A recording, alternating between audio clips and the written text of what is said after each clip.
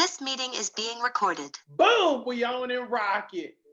And we on and popping. Ladies and gentlemen, boys and girls, I'm Kenya Crooks, the world's greatest weight loss expert. And I'm hanging with the family. I'm hanging with the Hall of Famer, number 80, coming fresh off of his class reunion.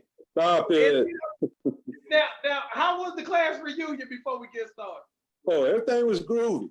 Everything groovy. I got to see the best basketball player that ever played at Daniel. Gary Greer was present. And we and Clarence Addison came home, Alton Clint Scale. Man, the guys that I used to run with in the day. No Tommy Guffman. I don't know Tommy Guffman saying. I'm upset and I'm bothered. We also have the pastor of disaster. We have the long arm of the law. We have the Clemson historian, the offensive coordinator, aficionado, Rashad Crooks in the building. How you feeling, brother? Rashad, how you feeling? Look at it. Is he okay? Is he drunk? He died. What are you doing? Somebody get him. Rashad, you got your mic out. Do I need to check on him? Go check on him. Make sure he ain't. You know, he working with Kelvin and all of that. Lord, because this guy done froze. He got the same expression on his face. Oh, he said Look at it. He said he got a work-related call. You gotta give him a few minutes. But I can talk to him. Okay, we'll just go ahead and get rolling since I got us on record. Now, let's start off with the first question. Now, let me ask you a question. When it was 10-3, Yes. against Boston College, were you nervous? No, not at all. I mean, it's part of football. You know, you play the game, but at the same time, I mean, defense was in control of the game. I mean, Boston College wasn't doing a whole lot. So once it got 10-3, it was still in Clemson favor. But I ain't even gonna lie, because when it was that tight, I'm like, okay, now Boston College ain't that good. And kind of like what Rashad was saying last week, you know, sometimes you got to take it game by game. And we rode them hard on it because it was a cliche. It was a non-committal type deal. But I felt like that we didn't show up in the first half. Okay. And I think that, and again, Chestnut playing up at Boston College, playing in Chestnut Hill in front of 43,000 people. Okay. Ain't really all that exciting. Okay, I understand that, but let me give you this scenario, and you tell me if you agree or not. All right, let me hear you. Dabo started off giving them a cheeseburger. Okay. Weeks ago, they ate pizza. Okay. Now, you're in the 6th game of the season coming up. It's time to eat steak. It's time to hold everybody accountable at their positions, from the coaching staff to the players. Is no longer a young team. Now they become veterans. So saying we done crossed over. It's that time. From the cheeseburger. Right. From the pizza. Right. The hamburger helper. The beanie weenies. Yeah. We crossed over into the world of steak now, where it's time to eat. That's what you're saying. That's what I'm saying. It's all about now winning when you're supposed to, getting better, and not putting the responsibility on one person. No longer DJ's problem. No longer, they say Brandon Street a problem or whatever. Okay. The defense got to play, and offense got to keep producing points. They averaging about 28, 30 points a game now. So they're growing up now. Now you brought up something interesting. You talked about DJ. Let me ask you about DJ's performance. He was 18 of 32, 220 yards, 3 touchdowns with 1 pick, and he also had 69 yards rushing. What was your impression of his performance? I mean, he's controlling the game. He's doing what he has to do. I mean, you know, we was talking earlier. I'm like, he can't pass it and catch it too or run it. it's like me and your Uncle Robert and Lil Rock was talking about the other day. But you can't watch games with them dudes, or don't let them call you during a game. Now, what happens when you watch games with them, or They nerves are not good. you already know that. How many times did they have? Now, this is my question. How many times did they have us losing? Yeah. Man, them guys have you losing in the first 2 minutes of the game. So what you're saying is watching ball with the Roberts, plural. Yeah. It's not going to be an optimistic experience.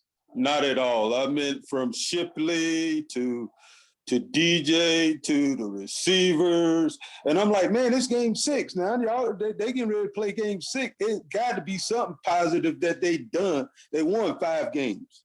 Now you brought up something interesting. You were talking about Shipley in the running back. Now, here's some stats. Did you know that DJ was our leading rusher for this game? He had 69 yards, and Maffa had 36, and Shipley had 33. Okay, moving forward with the season. Right. Now, keep in mind, Pryor/Pace didn't even have a touch at all. Now, moving forward, can we win? Can we win when DJ is your leading tailback? Well, Kobe Pace was out with a hurt ankle. He actually had to have surgery, if I'm not mistaken, so he didn't play. Okay, so it's done for the year? No, I think it's just a couple of games. Okay, well that's good, because I thought that they had went ahead and buried him on the depth chart. Okay. Well, he's still third string, so never mind. But go ahead. So he's gonna be out for 2 weeks. Well, something like that. But I would also like to add, I don't know what it is, but last year it took our running game about the 6th game to actually get going. Okay. But it seems like it's all history shows it takes them mid-season and up to get it going. So that's what I'm hoping for. Okay, now here's my thing with that theory. Your starting tailback should not have 33 yards when he was a Heisman Trophy candidate. Stop that. No, I will not. No, I will not. 30. Never that. Okay, let me say it again. 33 yards. 33 yards in 4 quarters. Okay? That's like 8 yards a quarter. Again, you're supposed to be the marquee person.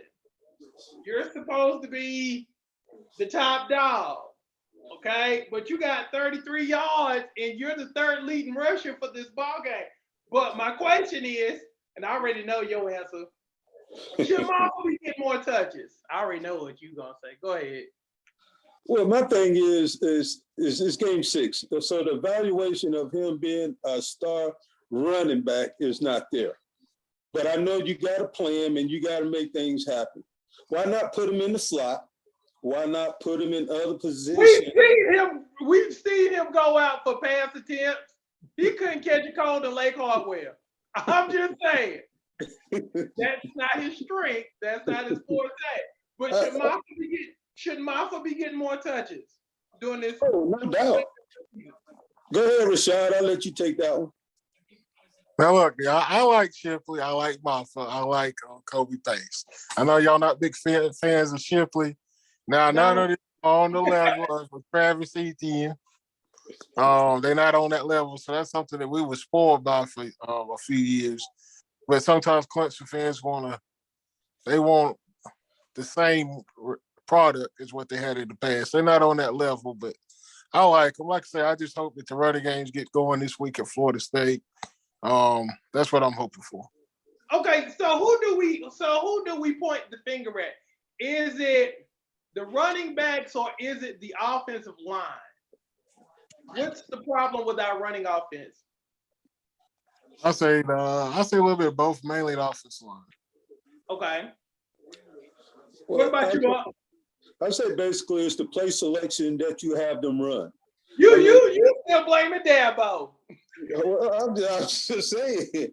I mean, you do what they do best. You just don't get out there and tell a guy to run between the tackles that can't run between the tackles. Wait a minute, can I ask you a question? Go ahead. Because we got a lot of people who watch this show. I got a question for you. Percentage-wise, because again, you played the game. Percentage-wise, what percent do you think is Dabo calling the plays out of 100%?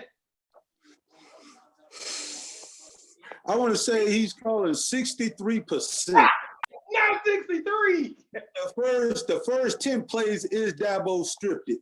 Okay. So you're saying 63% of the calls that's being made is made by Dabo Swinney. That's what you're saying. Especially when they get to the red zone inside the 20. That's when it's supposed to be easy. Okay, but we make it a little hard. Well, I'm just saying, I mean, you can tell when he put that card up there over his mouth, he just done overruled Streeter. For you guys that don't understand, when you see that play card go up there, bro, it's a screen, the play is getting ready to be changed to a bubble screen, or he gonna throw a run simply between the tackles.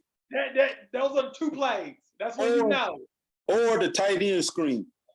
Okay, so that's what we know. Yeah. Now let me ask you this. Because again, if I'm not mistaken, I think Shipley had only one 100-yard game. If I'm not mistaken, I'll look it up, but I think he had one. But our running game hadn't been there throughout half the season. So my question is this: in a tight game, in a big game, to where the running game isn't there, can you put all of the pressure on DJ and basically depend on DJ to bring you through? Well, that's already happened with Wake Forest. Oh, wait. We talking about Wake Forest. I'm not talking about Wake Forest. I'm talking about against, wait a minute. I'm talking about against the Alabamas. I'm talking about against the Georgias. I'm talking about against the Ohio State. Put in the same situations. Could you depend on him much like how we depended on a Deshaun Watson or even a Trevor Lawrence? Could we depend on him to bring us through against teams of that caliber? Yes. Yes. Okay. You said that confidently. I believe. I try to tell you, I believe in DJ Ugalagale. I don't know if I said the name right. But I think you might have said it right. It was close. I hear you, but you went for it though. I gotta give you on that. Hey, don't tell Derek Galloway about that, because that joker swear I blew. No, I think you was on it. You closer than most. I'll give you A for effort on that one. Now let's talk about the second half. Let's talk about the defense and how they really stepped up in the second half. What were some of the things that you saw that impressed you the most with our defense in the second half? Not giving up a touchdown or a point in the second half. I say the pass rush. I think they finally got a good pass rush going. These past couple of weeks, it's been consistent. So I say the pass rush. Yeah, they look good. Well, Xavier Thomas being back helped out a lot too. I mean, he put pressure on the outside. He was hungry, and he showed senior leadership. And I think once one guy step up, makes everybody else want to play right with him. And I think that was the difference. He was that spark for him. Now let me ask you about this week's game at Florida State, Doak Walker Stadium, 7:30 p.m. What do you expect to see from this game? What do you think will happen with this game? Do we come out the gate aggressively, or do we have the slow start? I think Florida State it'd be more easier to get motivated for compared to Boston College.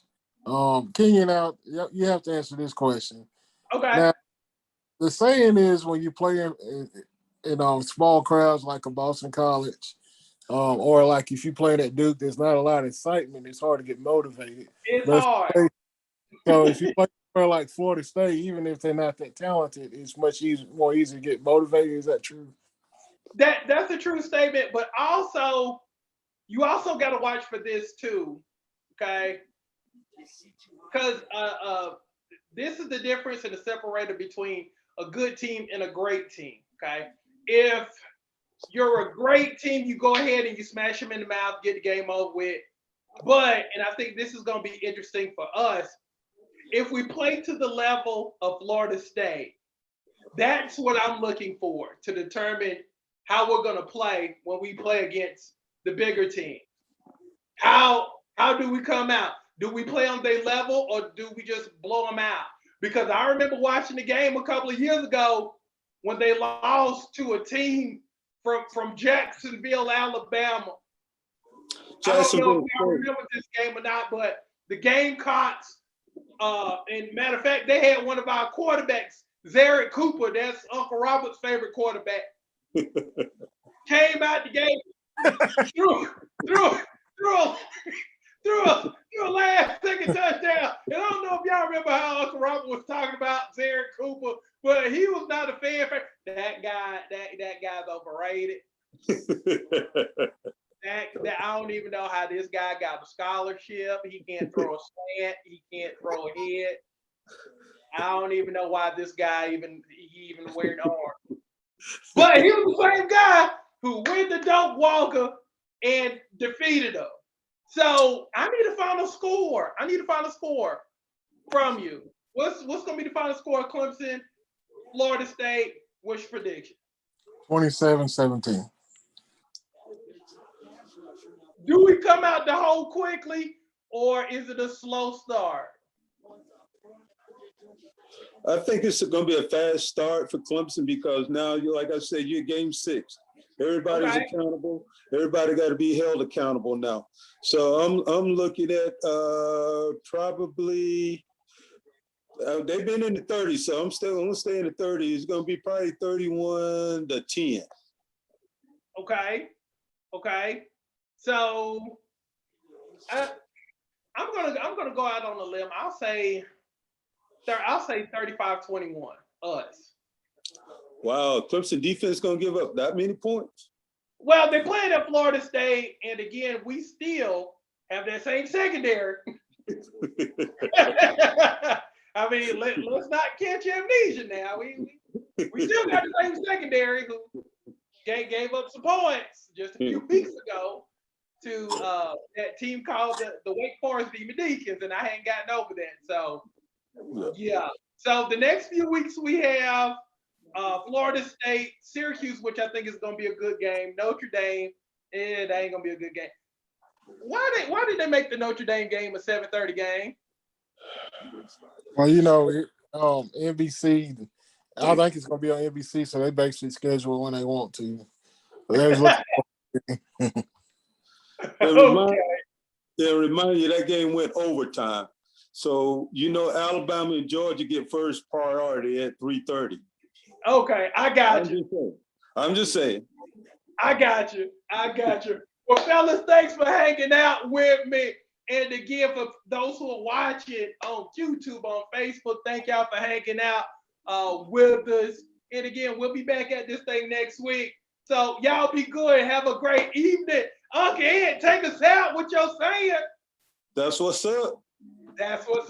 Y'all be good. All right, peace. Hey.